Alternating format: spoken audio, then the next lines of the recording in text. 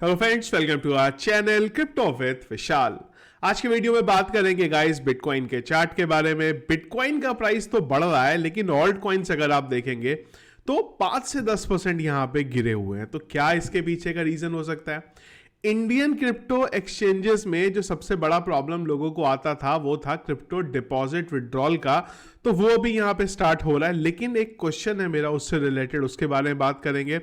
कल के वीडियो में कई लोगों के क्वेश्चन थे वजीरेक्स के WRX के बारे में, उसको आज के वीडियो में डिस्कस करेंगे। और एक बड़ी इंटरेस्टिंग न्यूज़ है, उसको लेके आएंगे पहले, उसके बाद आगे की अपडेट की तरफ चलेंगे। तो अपडेट जस्ट अभी थोड़ी देर पहले ही ट्विटर के ऊपर यहाँ पे सर्कुलेट हो रहा है, और अपडेट ये है कि एक बाइनेंस में 27 बिटकॉइन 26.9 अराउंड बिटकॉइन है, वो खरीदे गए हैं और उसको सतोशी नाकामोटो के एड्रेस पे यहाँ पे भेजा गया है।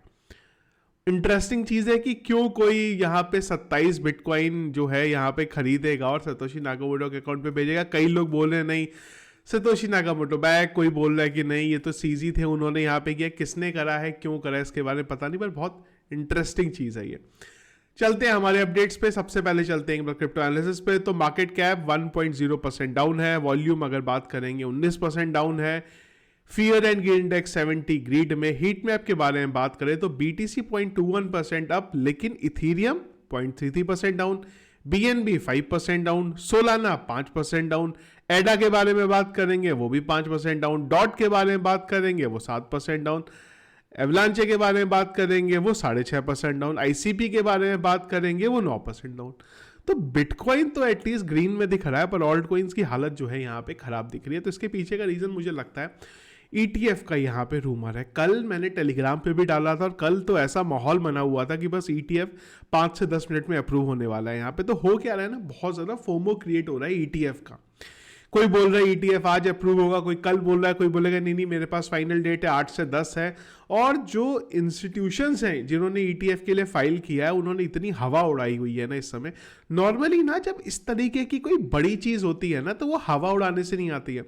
अब आप मुझे बताओ, जब ETF ब्लैक रॉक ने ETF के लिए फाइल किया था, तो उसने जब फाइल कर दिया था उसके बाद अपडेट आया था हमारे पास, ना कि ब्लैक रॉक बोल रहा है मैं तो फाइल करूंगा फाइल करूंगा फाइल करूंगा। तो इस तरीके के जो अपडेट होते हैं ना, मैंने जो एक्सपीरियंस देखा है वो हो जाते हैं, उसके बाद हम जैसे लोगों को पता चलता है, इसलिए हम उसका फायदा नहीं उठा पाते यहाँ पे। तो अभी वही हो रहा है। जब माइकल सेलर बिटकॉइन खरीदते हैं तो क्या सबको पता होता है अरे आज 9:05 पे माइकल सेलर बिटकॉइन खरीदेंगे, दुनिया पूरी इस चीज के बारे में बात करती है? नहीं, वो बिटकॉइन खरीदते हैं, उसके बाद ट्वीट करते हैं मैंने बिटकॉइन खरीद लिया। पर यहां क्या हो रहा है, लोग लगे हुए हैं।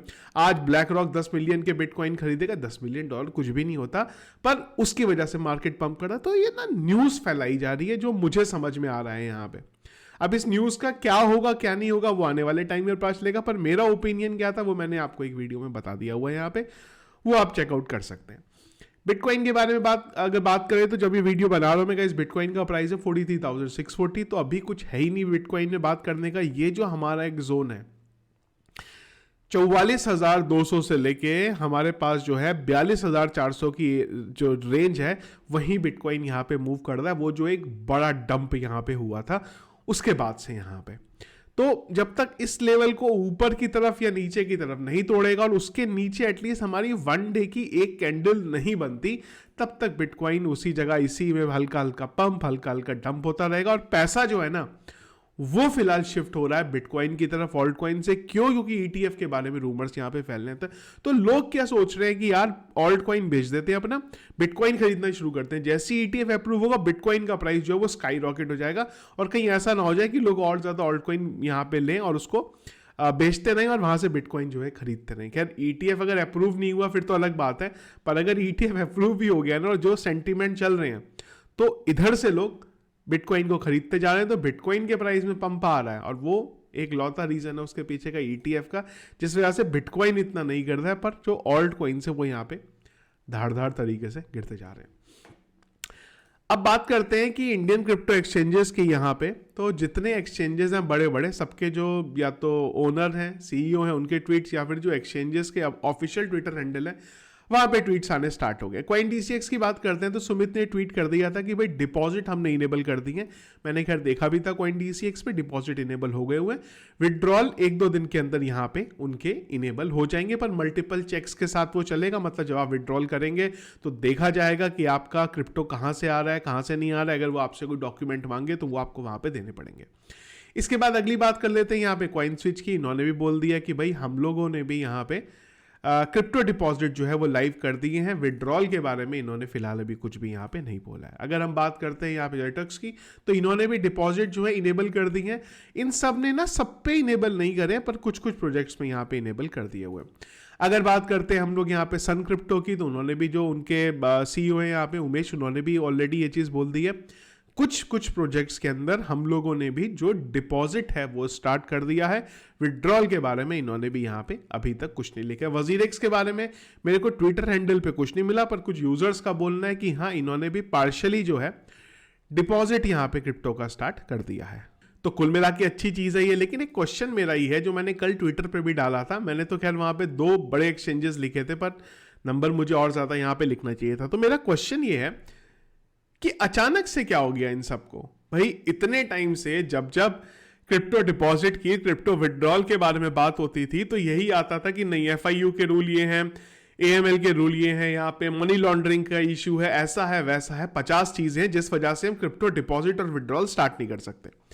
पर जैसे ही एफआईयू ने नोटिस भेजा फॉरेन क्रिप्टो एक्सचेंजेस को, उसके 8 दिन के अंदर ही हल्ला, इवन 8 भी क्या 7 दिन के अंदर ही हल्ला मच गया सारे इंडियन एक्सचेंजेस में कि आओ भाई हम भी अब क्रिप्टो डिपॉजिट को इनेबल करेंगे और कुछ बोल रहे विड्रॉल को भी इनेबल कर देंगे। जब ये पॉसिबल था तो फिर इतने टाइम से क्यों नहीं स्टार्ट किया था? फिर या फिर गवर्नमेंट ने बोल दिया कि भाई अब जाओ और आप यहां पे इनेबल कर लो, अब हम आपको कुछ भी नहीं बोलेंगे। पर क्यों? क्योंकि जो यूजर फॉरेन एक्सचेंजेस पे थे, अगर हम वो फॉरेन एक्सचेंजेस को बंद कर दें, अगर उनके यूआरएल को बंद करेंगे तो उनका क्रिप्टो कहां जाएगा? कहीं तो ले जाना पड़ेगा ना। तो अब आप इनेबल कर दो, अब वो सारे के सारे आपके वहां पे डिपॉजिट कर देंगे क्रिप्टो, आपका वॉल्यूम बढ़ जाएगा और जो भी ट्रांजैक्शन होगा वो हम सबको मिलता रहेगा। क्यों? क्योंकि अगर आपको इंडिया में रहना है तो हमारे रूल्स तो मानने पड़ेंगे। तो क्या हुआ है एग्जैक्टली पता नहीं। अगर एक्सचेंजेस कर सकते थे पर उन्होंने जानबूझ के सिर्फ इस वजह से नहीं किया था, क्यों फालतू की आफत लेनी, क्यों हमारे एक्सचेंजेस से कोई भी चीज बाहर जाए या अंदर आए, क्यों कोई इस झंझट में पड़े? तो बहुत गलत बात है ये। और अगर ये गवर्नमेंट ने किया है जानबूझ के, अब ऑप्शन इनेबल करने के लिए बोल दिया है कि अब आप कर सकते हो, हमारी तरफ से कोई प्रॉब्लम नहीं है, तो ये और भी गलत बात है। क्योंकि अगर ये थ्योरी चल रही है तो फिर हो सकता है वो जो 9 एक्सचेंजेस थे उनके यूआरएल बंद हो जाएं। क्यों? क्योंकि अगर यूजर को एक्सचेंजेस से विड्रॉल करने का कुछ ऑप्शन तो देना था ना। अब विड्रॉल का ऑप्शन दे दिया है कि अब ये नोटिस ना आ जाए कहीं कि भाई हमने तो ऑप्शन दे दिया है, इंडियन एक्सचेंजेस कैपेबल है, आप वहां पे कर सकते हो। कैपेबल कुछ नहीं है, यूआई के 50 प्रॉब्लम है, जहां मार्केट फ्लक्चुएट होता है, आधे एक्सचेंजेस हैंग हो जाते हैं, कभी आईएनआर डिपॉजिट नहीं होता है, कभी यूजर को निकालना है कुछ वो नहीं निकलता। सारे एक्सचेंजेस पे एक लिमिट लगी हुई है, डिपॉजिट कितना करना है करो, पर जब विड्रॉल करने का नंबर आ जाएगा तो वहां से विड्रॉल नहीं होता। तो बहुत सारे ऐसे रूल्स हैं जिसकी वजह से फ्यूचर अगर आप पूछोगे तो इंडियन एक्सचेंजेस अगर जिस तरीके से चल रहे हैं चलते रहे तो इनके लिए थोड़ा सा खराब यहाँ पे आने वाले टाइम में हो सकता है जो इंडियन यूजर्स हैं उनका। क्योंकि इन एक्सचेंजेस पे ट्रेड तो आप कर नहीं पाओगे, इतने ज़्यादा फ्लैक्चुएट हैं, इतने ज़्यादा प्रॉब्लम है। नॉर्मल लेवल पे ट्रेड करना है तो ठीक है, पर अगर बड़े लेवल पे ट्रेड करना चाहते हो तो फाइट है इन सब पे। पता नहीं आगे जाके अगर ये ठीक ज़्यादा बेटर करेंगे अपने सिस्टम को, चीज़ें करेंगे तो फिर ज़रूर इनको भी यूज़ किया जा सकता है। अगला टॉपिक है यहाँ पे WRX। भाई पुराने ज़माने में चले अगर हम लोग तो ये ज़माना हुआ करता था 2021 का।